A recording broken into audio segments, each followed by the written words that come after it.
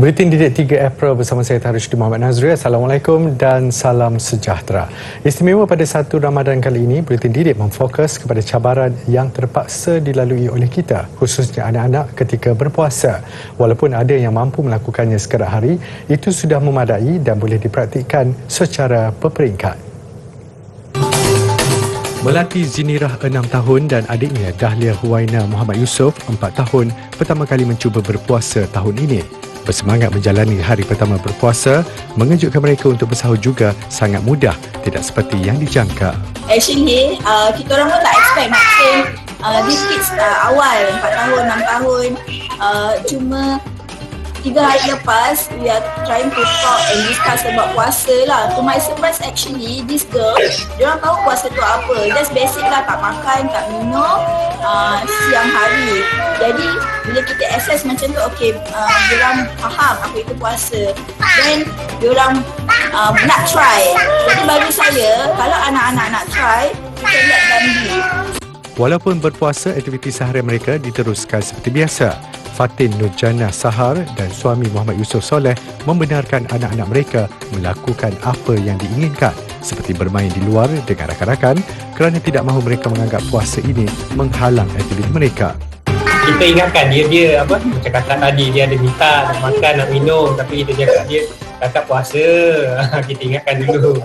Jadi kita wait lah, if ada point yang memang kita nampak kita kesian kat dia, yes, kita tak force lah, tak boleh force lah benda ni. Lain pula situasi yang dialami Uwais Abdul Muiz 5 tahun. Seperti kanak-kanak lain, Uwais juga bangun awal pagi untuk bersahur. Kita bercerita, sentiasa bercerita kebaikan berpuasa kan, apa yang kita dapat, apa yang puasa akan dapat, pahala kan. Okay, selain pada tu kita juga dia juga bertanya lah, dia tanya kan budak kan, dia tanya okey, hadiah ada dapat hadiah ke ayah kan, duit raya ke, dia ada dengar macam tu, tapi kita explain. Bagi mengelakkan anaknya itu terlalu memikirkan tentang rasa lapar, Abdul Muiz Muhammad Sabri dan pasangan Nur Fazilah Muhammad Sahir menggalakkan aktiviti pasif seperti membaca buku dan menonton televisyen. Namun menjadi dugaan bagi anak sulung daripada 3 beradik ini apabila adik-adiknya yang masih kecil makan di hadapannya. Masih segar lagi lepas sahur. Okey, lepas sahur solat berjemaah dan baca Quran sedikit. Lepas tu dia cakap dengan hantu. So jadual dia tidur pagi tadi sekejap, dan dalam pukul 8.30 macam tu bangun tu dia main-main, dia baca buku sekejap apa semua dengan adik-adik dia. Lepas tu dalam pukul 9.30 nak ke pukul 10 macam tu, dia dah mula lah kan, dia dah mula mencari peti ais. Buka tutup peti sejuk, tahu-tahu sudah berbuka puasa.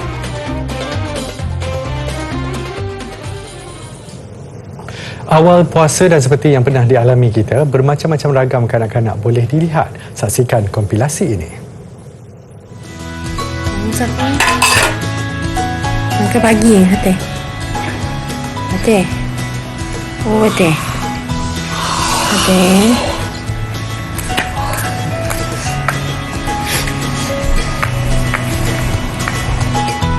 Bismillah. Mana ayam? Ini sama ayam. Mana ayam? Ini pun dah puasa kan? Ini pun dah puasa.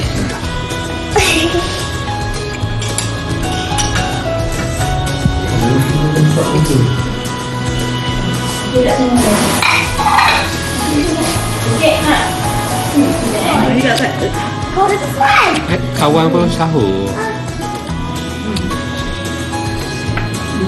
Sama cereal.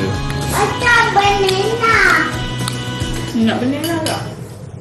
Ini pula pengalaman bersahur bersama atuk dan nenek di kampung. Pastinya antara memori indah zaman kanak-kanak. Apatah lagi hampir 2 tahun tidak dapat merasai pengalaman itu kerana pandemik COVID-19. Hari pertama Rukun Islam ketiga ini dilaksanakan penuh semangat oleh Khairul Hazim Khairul Zamzam, murid tahun 6 Sekolah Kebangsaan Pulau Sebang, Alur Gajah Melaka. Sejurus bangun daripada tidur, Hazim terus menghulurkan bantuan di dapur. Hazim tidak kekok membantu menghidangkan juadah yang dimasak neneknya. Hazim gembira kerana puasa kali ini, dia dan kakaknya Nur Hazwani akan bersama datuk dan nenek mereka untuk bersahur. Dia jelas berselera menikmati lauk ayam masak kicap yang disediakan oleh neneknya. Nawaitu sawma wadin an adai fardu syahri Ramadan hadhihi sanati lillahi ta'ala. Sahaja aku berpuasa esok hari kerana Allah Ta'ala. Selepas bersahur, ada lagi tugas baharu menanti Hazim. Semua pinggan tidak boleh dibiarkan dan perlu terus dicuci. Saya gembira dapat berpuasa dengan atuk nenek saya di kampung. Puasa ini mengajar kita muhasabah diri dan mengenang orang yang lebih susah. Saya harap puasa ini akan memberi manfaat kepada kawan-kawan semua, insya-Allah. Jika lazimnya Hazim mengerjakan solat subuh di rumah, kali ini dia mahu mengikut atuk ke masjid. Setidak-tidaknya dapat juga mengumpul pahala berjemaah bersama. Tinjauan oleh rakan wartawan Safwan Sawi di pinggir bandar Kota Kinabalu mendapati tidak semua di antara kita dapat bersahur dengan pelbagai makanan lazat. Walaupun tidak banyak pilihan, mereka tetap mensyukuri rezeki yang ada. Lauk ikan masin, pawang dan nasi, itu antara rutin menu bersahur keluarga Syahriza Azman dan isteri bersama 6 orang anak mereka setiap kali tibanya Ramadan. Malah Syahriza bangga kerana anak-anak tidak pernah tertinggal puasa. Nawaitu Sauma Gadin an adai Fardi Syahri Ramadana Azihi Sanati Lillahi Ta'ala. Menyedari nasib keluarga anak lelakinya kadang-kadang bekerja di waktu cuti sekolah. Setidak-tidaknya dengan itu, dia dapat menampung pendapatan ayahnya yang tidak mempunyai kerja tetap. Jemur ikan masin orang di tepi sungai, begitu. Buang-buang sampah. Paksa itu je lah yang bikin kami menampung perbelanjaan begitu untuk makan lah. Kadang-kadang satu hari ada yang, kalau yang murah hati, orang boleh dapatlah RM10 satu hari. Gitu. Ya, habis 2 orang kan anak saya yang buat kerja di rumah-rumah orang lah begitu. Ramadan ini Syahriza bernasib baik kerana badan bukan kerajaan NGO Sufi Sabah datang membantu. Bantuan disalurkan menerusi program edaran Special Iftar for Ummah. Malah keluarga rakan Syahriza yang senasib dengannya juga akan dibantu. Hanya makan nasi, ikan masin dan juga mi segera sahaja. Jadi kami daripada tim My Foundation Sabah datang ke sini untuk bersama-sama menyantuni dan juga menyelami sendiri apa makanan sahur diorang pada hari inilah gitu. Jadi insya-Allah hari ini kami ada bawa makanan special untuk sahur bersama diorang sekali lah.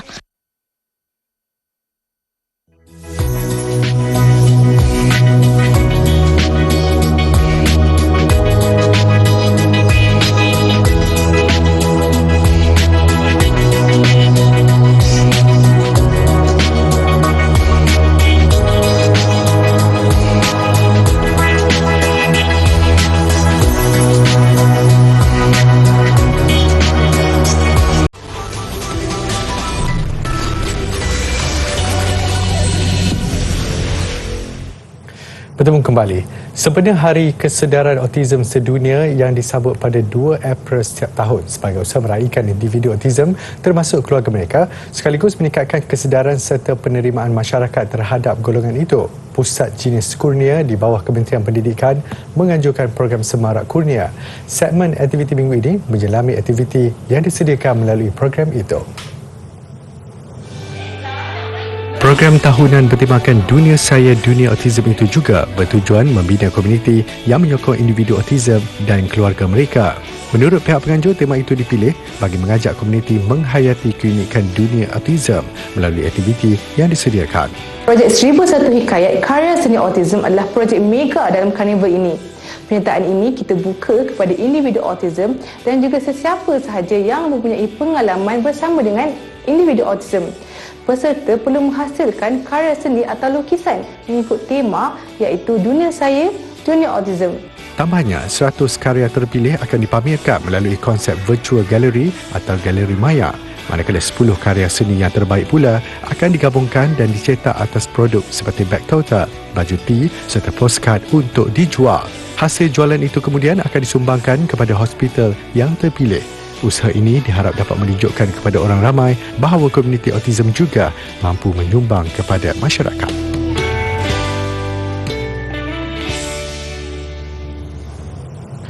Kanak-kanak autism mempunyai peluang lebih besar untuk hidup berdikari sekiranya diberikan rawatan terapi secepat mungkin. Menerusinya, ibu bapa atau penjaga kepada kanak-kanak perlu lebih peka dengan tingkah laku anak-anak mereka dan segera mendapatkan nasihat serta rawatan daripada pakar. Pengerusi Persatuan Kanak-kanak Autism Johor, Ruwinah Abdul Karim berkata, masyarakat khususnya perlu proaktif terhadap anak-anak autism dan bukannya berasa malu dengan stigma masyarakat. Katanya, ciri-ciri autism boleh dikesan seawal usia 18 bulan, termasuk suka menyendiri, lambat bertutur, tidak suka bermain dengan kanak-kanak lain dan tidak memberi respons apabila dipanggil. Jadi apa yang bapa kena buat adalah cuba untuk dapatkan hikmat nasihat daripada pakar untuk confirmkan apa sebenarnya masalah anak tu. Jadi bila mereka dah tahu apa masalah anak itu, kita boleh membantu apa lagi yang kita boleh buat in future. For example, if mereka kena start dengan terapi, so pergilah untuk buat rawatan terapi. If mereka perlukan ubat untuk mengawal mereka punya emosi, so dapatkanlah ubat daripada pakar. Dan kalau mereka memerlukan OKU card, so mungkin kita boleh bantu untuk assist mereka supaya mereka dapat OKU card. Ruwinah yang juga Ketua Terapi Klinikal Hospital Penawar berkata, setakat ini kira-kira 300 ibu bapa telah berdaftar dengan persatuan berkenaan sejak ia mula ditubuhkan 3 tahun lalu. Katanya, rawatan terapi awal berupaya melengkapkan individu dengan kemahiran asas yang membolehkan mereka berdikari apabila dewasa. Beliau berkata demikian selepas program sambutan Hari Autism Sedunia di Pasir Gudang. Sibuk dengan tugas mereka sebagai pengawal keselamatan, Polis Sabah turut menganjurkan aktiviti gotong royong dengan penduduk setempat. Ia bertujuan mengeratkan lagi hubungan antara kedua-dua pihak sekaligus memudahkan tugas polis dalam menjaga keselamatan.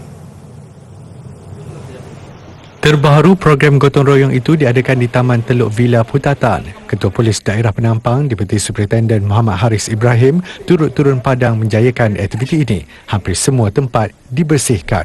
Jadi ini adalah salah satu agenda aktiviti pihak polis untuk mendekatkan pihak polis dengan masyarakat. Jadi gotong royong melibatkan para penduduk, anggota-anggota rela dan juga majlis daerah serta bomba. Mengikut statistik, kerjasama antara penduduk dan polis antara kaedah terbaik menangani jenayah di sesuatu kawasan. Kebiasaan hari pertama Ramadan juga bermakna tradisi memasak bubur lambuk akan kembali menjadi amalan sebahagian kita. Di Surau Al-Syuhada Pansapuri Taman Suria Panamaran Klang Selangor, kerja memasak bubur dijalankan secara bergotong royong dan dilakukan seawal jam 8 pagi tadi. Muhammad Nazir Kasim 30 tahun dan 3 lagi rakannya diberi kepercayaan untuk menyediakan bubur lambuk sepanjang bulan Ramadan tahun ini. Pengalaman hampir 8 tahun menjadi tukang masak dan menjadi antara pewaris generasi muda yang mengambil alih tanggungjawab itu turun-temurun. Menjadi kegembiraan apabila bubur lambuk yang disediakan kebiasaannya habis diagihkan kepada orang ramai sebelum jam 5 petang lagi. Special terletak dia ni daging lah, pakai banyak lah. Itu special dia. Ya. Selain daripada ramuan ni lah, apa lagi tambahan ke apa ke tak ada? Tak ada ramuan tambahan lagi, tak ada. Itu kalau ada atas permintaan boleh taruh udang basah. Udang basah atau ayam. Antara bahan digunakan 10 kg beras, udang kering, santan, kekacang, daging atau ayam dan rempah ratus sebagai penambah rasa. Orang ramai yang mahu menikmati bubur lambuk ini hanya perlu membawa bekas sendiri untuk mengisi makanan ini yang sedap dimakan panas-panas. Bubur lambuk Suria Al-Syuhada menjadi pilihan kebanyakan penduduk Kelang kerana rasanya yang enak dan mudah dihadam.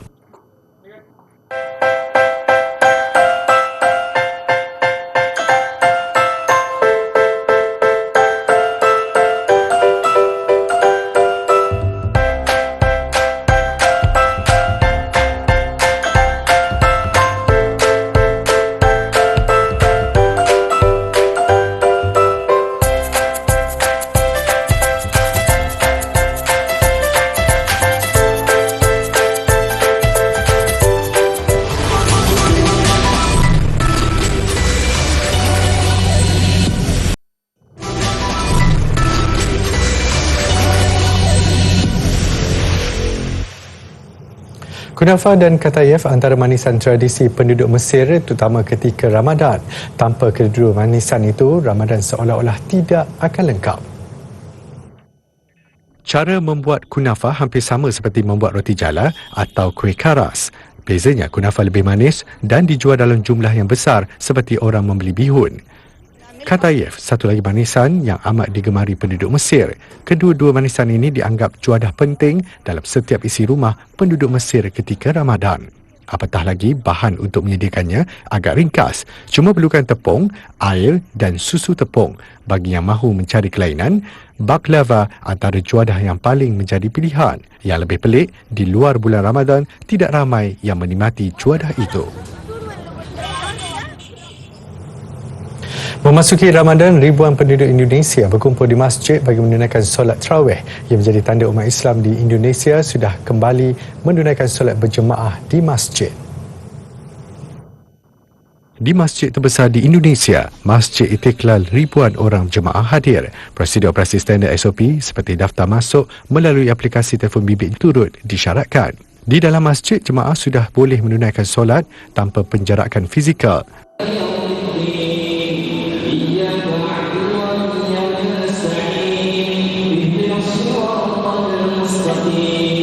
Sebelum ini, solat berjemaah di masjid di Indonesia terhad kepada hanya solat fardu dan dalam jumlah yang terbatas berikutan pandemik COVID-19. Di sesetengah masjid, solat Jumaat digantikan dengan solat Zuhur. Sangat-sangat bahagia ya. Artinya dari 2 tahun kita terhalang untuk bisa melakukan sesuatu ibadah keluar dari rumah atau di masjid. Hari ini terbukti bahwa kita hasil upaya seluruh masyarakat Indonesia dan pemerintah serta umat Islam khususnya bisa berbondong-bondong bisa hadir di masjid. Karena kita sekarang sudah bisa melakukan sholat tarawih berjamaah ya. Jadi setelah 2 tahun ini kita sholat pun dibatasin. Jadi untuk tahun ini kita bisa menunaikan bareng-bareng, itu rasanya enak, lega sekali sih. Kira-kira 90% daripada 270 juta penduduk Indonesia adalah beragama Islam. Sedikit berita hiburan. Berita baik untuk peminat BTS atau ARMY menjelang majlis anugerah Grammy esok. Salah seorang anggota kuasa besar K-pop itu, Jungkook, disahkan boleh menyertai rakan-rakan seperjuangannya di pentas Grammys kerana sudah pulih daripada COVID-19. Menurut kenyataan Big Hit Music, Jungkook telah tamat menjalani tempoh kuarantin dan pihak penganjur sudah memberi kelulusan untuknya hadir ke acara itu. Ia selaras dengan syarat ditetapkan pihak berkuasa kesihatan Amerika Syarikat. Jungkook diuji positif sebab tiba di Las Vegas dari Korea Selatan minggu lalu. Ia sekaligus menimbulkan tanda tanya sama ada BTS hanya akan hadir berenam di anugerah muzik berprestij itu. Selain dijadual membuat persembahan di pentas Grammy, BTS turut tercalon dalam kategori persembahan duo kumpulan pop terbaik. Anugerah Grammy ke-64 boleh di-stream secara langsung di tonton.com.my mulai jam 8 pagi esok. Pernah dengar tentang prinsip keabadian tenaga? Di sini bersama saya ada satu bahan pameran yang dapat membantu menjelaskan perkara tersebut. Dia dipanggil biosfera. Di dalam biosfera ini, kita ada udara, ada air dan juga ada tanah. Dan kita juga ada tumbuh-tumbuhan. Tumbuh-tumbuhan ini memainkan peranan yang penting kerana tumbuh-tumbuhan ini akan menurunkan tenaga daripada cahaya yang kita dapat pada makanan. Oleh itu, tumbuhan ini dapat terus hidup. Tumbuhan ini juga pula akan menjadi makanan kepada haiwan-haiwan yang memakannya dan seterusnya. Sistem ini akan berterusan dan akan berkitar di dalam ini seperti mana bumi kita.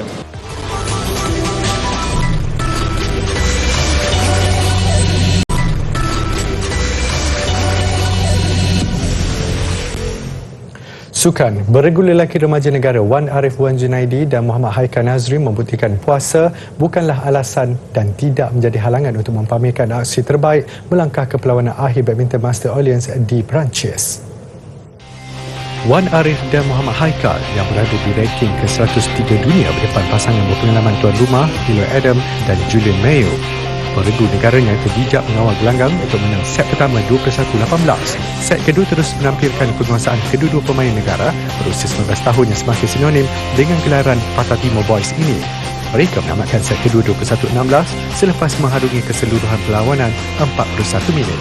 Tugas berat menanti mereka pada perlawanan akhir lewat malam nanti apabila dijadual menentang pilihan ke-7 dari Belanda, Ruben Gil dan Ties van der Laak.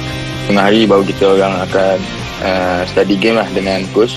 So kita orang akan tengok balik perlawanan dia sebelum ni dan kita orang akan bincang lagi dengan coach dan insyaAllah kita akan buat sehabis baik kerana ni pun dah final kan, dah last game kita orang.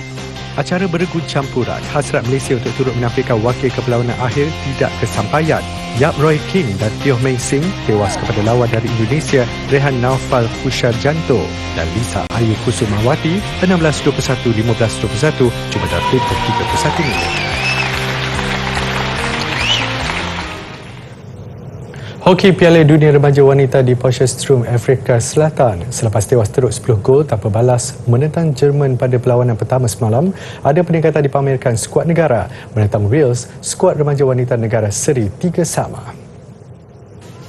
Aksi daripada kumpulan D Malaysia, Ibu Muhammad Nasihin Nobli Ibrahim membuka jaringan menerusi gol pada Elizabeth Ipul Martin pada minit ke-14.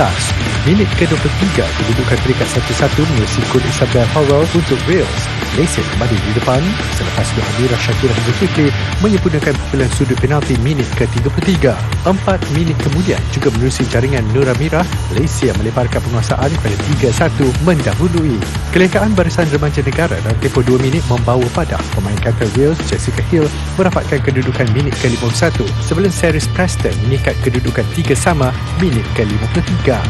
Malaysia melengkapkan aksi peringkat kumpulan dengan menentang India Selasa ini.